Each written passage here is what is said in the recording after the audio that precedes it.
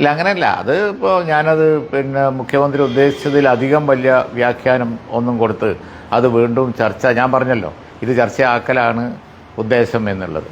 അത് ചർച്ച ആക്കുന്ന കാര്യത്തിൽ എനിക്ക് വലിയ താല്പര്യമില്ല.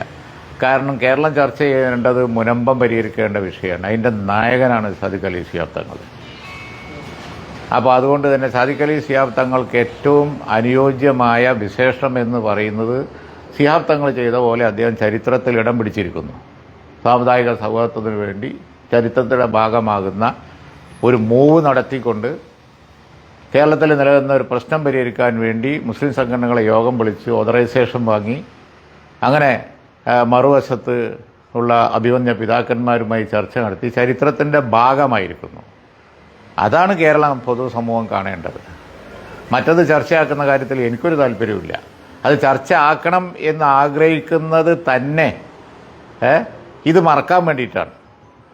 ഇവിടെ ഗവൺമെൻറ് പരാജയപ്പെട്ടെടുത്ത് ഞങ്ങൾ നടത്തിയ ഒരു മൂവ് ചരിത്രത്തിൻ്റെ ഭാഗമായി അത് കേരളം ചർച്ച ചെയ്യാണ്. പ്രത്യാശയുടെ മുനമ്പിൽ കേരളം സാമുദായികമായ ചേരിതിരിവ് ഒഴിവാവാൻ ഉള്ള സ്റ്റെപ്പ് എന്ന് പറഞ്ഞുകൊണ്ട് വിശേഷിപ്പിച്ച ആ ചർച്ച വന്നപ്പോഴാണ് ആ ചർച്ച മാറ്റാൻ വേണ്ടി പത്രത്തിൽ പരസ്യം കൊടുക്കുന്നു. സന്ദീപ് വാര്യർ BJP നിന്ന് പോയതിന് ഇവരെന്തിനാ അങ്ങനെ കരയുന്നത്? സന്ദീപ് വാര്യർ പോയതിനെക്കുറിച്ച് രോഷം, അയ്യോ, അതിനാണിപ്പോൾ കയറ് പൊട്ടിക്കുന്നത്. സന്ദീപ് വാര്യർ BJP വിട്ട് കോൺഗ്രസ് പോയതിന് കയറ് പൊട്ടിക്കുന്നത് മുഴുവൻ ഇടതുപക്ഷക്കാർ. സാദിഖ് അലി തങ്ങളെ മാത്രമല്ല, മുൻപുണ്ടായിരുന്ന തങ്ങന്മാർക്കെതിരെ വിമർശനം ഉണ്ടായിരുന്നു. അപ്പൊ ഇപ്പോ ഇത്തരത്തിലുള്ള വിമർശനം ഉന്നയിക്കുന്നത് രാഷ്ട്രീയ വിമർശനമാണ്. അതിൽ എന്തിനാണ് ഇത്ര ലീഗ് നേതാക്കൾക്ക് ഇത്ര അസ്വസ്ഥത എന്നുള്ളതാണ് LDF നേതാക്കൾ, CPM നേതാക്കൾ ചോദിക്കുന്നത്. അങ്ങനെ അസ്വസ്ഥതയുണ്ടോ? അല്ല, ഞാനതാ പറഞ്ഞത്. അത് പിന്നെ ഇത് ഒരു നോൺ ഇഷ്യൂ ഇങ്ങനെ പറഞ്ഞുകൊണ്ടിരിക്കുമ്പോൾ ആളുകൾക്ക് തോന്നുകയാണ്. കാരണം കേരളത്തിൽ ഇവർ ഭരിക്കുന്ന പാർട്ടിയല്ലേ, ഇവർ ജനങ്ങൾ എത്ര പ്രശ്നം പറയാനുണ്ട്. അതുപോലെ തന്നെ BJP നിന്ന് ഒരാൾ പോയിന് ഇവരിങ്ങനെ കരയണോ? ഇതൊക്കെ പിന്നെ അത് മാത്രമല്ല, LDF അവിടെ 3-ാം സ്ഥാനമല്ലേ ഉള്ളൂ. അവിടെ വോട്ട് പറഞ്ഞാൽ BJP അല്ലേ ജയിക്കുക. ഇതൊന്നും കണക്കിലെടുക്കാതെ ഇവരിങ്ങനെ സാദിഖ് അലി തങ്ങളെ വിമർശിക്കുമ്പോൾ അതാണ് ആളുകൾക്ക് അതിലെ ഒരു പിന്നെ അനവസരത്തിലുള്ള, അതുപോലെ തന്നെ ഇത് ചർച്ചയാക്കാൻ വേണ്ടി കരുതിക്കൂട്ടി ചെയ്യുന്നതാണ് എന്നുള്ളൊരു രോഷം വന്നാൽ അത് സ്വാഭാവികമാണ്. അതാണ് സംഭവിച്ചത്. അത് കാരണം ആ ചർച്ച ആക്കുന്ന രീതിയോടാണ് എതിർപ്പ്. പക്ഷേ ഭാഷയൊക്കെ പിന്നെ മാന്യമായിട്ട് തന്നെ ഉപയോഗിക്കണം. അതിൽ എനിക്ക് വിയോജിപ്പില്ല. അത്തരം പരസ്യങ്ങൾക്ക് സമസ്തയുടെ മുഖപത്രം പോലെ സുപ്രഭാതത്തിന് അവസരം ഒരുക്കി കൊടുക്കുക എന്ന് പറയുമ്പോൾ സ്വാഭാവികമായിട്ട് അതിലൊരു ആശയക്കുഴപ്പമുണ്ടാകുന്നത്. സമസ്തയായിട്ട് അതിന് യാതൊരു ബന്ധവുമില്ല എന്നും അത് സമസ്തയുടെ പിന്നെ കാര്യമല്ല എന്നും സമസ്ത അത് അറിയില്ല എന്നുള്ളതും അതിൻ്റെ അഭിവന്യരായ നേതാക്കൾ ജോയിൻ്റായിട്ട് തന്നെ അതിൻ്റെ പ്രസിഡന്റ്, സെക്രട്ടറി, മറ്റ് മുഷാവറ അംഗങ്ങൾ എല്ലാവരും കൂടി ഉന്നത പണ്ഡിതന്മാർ ഇന്നലെ അടിയന്തരമായി അവർ ജോയിൻ്റായിട്ട് തന്നെ പ്രസ്ഥാനം കൊടുത്തു. മാത്രമല്ല ഇന്ന് രാവിലെ ബഹുമാന്യനായ ജിഫ്രി മുത്തുക്കോയ തങ്ങൾ പറഞ്ഞല്ലോ, ഒരാൾ BJP വിട്ട് കോൺഗ്രസ് ചേർന്നാൽ അത് അവരുടെ കാര്യമാണ്, അതിൽ പിന്നെ അവർക്ക് എതിർപ്പില്ല എന്ന് പറഞ്ഞല്ലോ.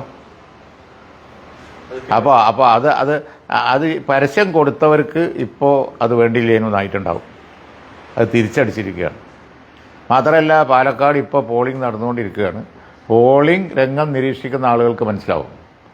കാരണം ആളുകൾ ഈ മതേതര ചേരി വളരെ രോഷത്തോടുകൂടി അവിടെ ഇതിനെതിരായി പ്രതികരിക്കും എന്നുള്ളതാണ് ഞങ്ങൾക്ക് കിട്ടിക്കൊണ്ടിരിക്കുന്ന റിപ്പോർട്ട്. റിസൾട്ട് വരുമ്പോൾ നമുക്ക് കാണാം.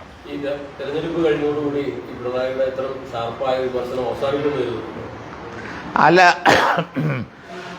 തെരഞ്ഞെടുപ്പ് കഴിയുന്നതോടുകൂടി 3-ാം സ്ഥാനത്ത്, കഴിഞ്ഞ കുറേ തെരഞ്ഞെടുപ്പിൽ 3-ാം സ്ഥാനത്താണ് ഇടതുപക്ഷം. അവർ ഈ തരം പ്രസ്താവനകളും വിമർശനങ്ങളും നടത്തുന്നത് അവർക്ക് വേണ്ടി ആയിരുന്നില്ല എന്നുള്ളത് പിന്നെ UDF ജയിക്കും, 2-ാം സ്ഥാനത്ത് BJP വരുമ്പോൾ അത് മനസ്സിലാവും. BJPക്ക് വേണ്ടി ചെയ്യുന്നതാണ്. 1-ാം സ്ഥാനത്ത് UDFും 2-ാം സ്ഥാനത്ത് BJPയും ആണ് അവിടെ കുറേ തെരഞ്ഞെടുപ്പുകളായി വന്നുകൊണ്ടിരിക്കുന്നത്. അങ്ങനെ ഒരു സ്ഥലമാണ് ഇതെന്ന് മനസ്സിലാക്കിയിട്ടല്ല അവർ വർത്തമാനം പറയേണ്ടത്.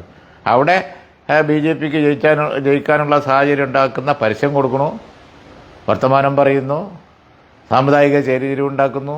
ഇതൊക്കെ BJPക്ക് വേണ്ടി കലക്കുക. ഇവിടെ തൃശ്ശൂരിൽ പൂരം കലക്കി ജയിച്ചു എന്ന് പറഞ്ഞതുപോലെ ഇവിടെ ഒരു കലക്കുണ്ടാക്കി BJPയെ ജയിപ്പിക്കാൻ നോക്കുകയാണ്.